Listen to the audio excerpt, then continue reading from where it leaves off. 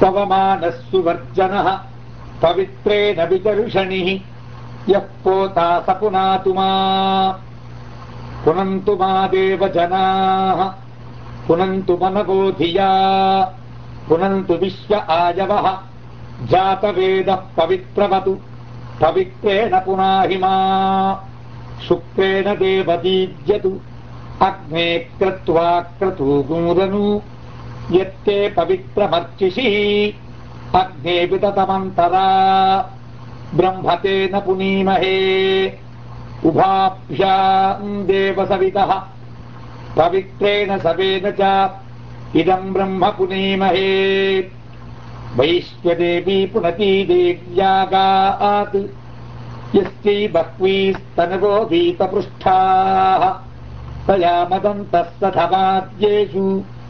वयग्गुश्चापपतजोरयीनाम् वैश्वानरो रश्मभिर्मा पुनातु वातः प्राणेने शिरोमयो भोः या वा पृथिवी पयसा पयोभिः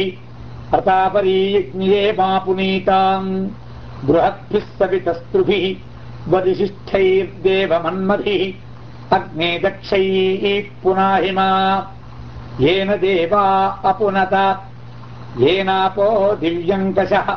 तेन दिव्येन ब्रह्मणा इदम् ब्रह्म पुनीमहे यः पापमानीरध्येति अधिभिः संवृतपुंरसम् सर्वगम् सपूतमश्नाति स्वदितम् मातरिश्वना पापमानीर्यो अध्येति अधिभिः संवृतपुंरसम् तस्मै सरस्वती दुहे क्षीरगम् सर्पिर्मधूदकम् पावमानी स्वस्त्यजनीः सुदुघा हि पयस्वतीः अधिभिः संभृतो रसः ब्राह्मणेष्वमृतकम् हितम् पावमानीर्दिशन्तु नः इमम् लोकमथो अमुम् कामान् समर्थयन्तु नः देवीर्देवैः समाभृताः पावमानी स्वस्त्यजनीः सुदुघा हि घृतस्तुतः अधिभिः संभृतो रसः ब्राह्मणेष्वमृतकम् हितम् येन देवाः पवित्रेण आत्मानम् पुरते सदा तेन सहस्रधारेण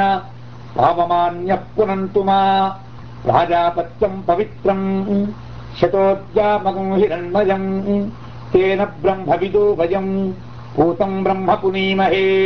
इन्द्रः सुनीति सह मा पुनातु सोमस्वस्त्यावरुणः समीच्या यमो राजा प्रभृणाभिः पुनातु मा जातवेदा मूर्जयन्त्या पुनातु।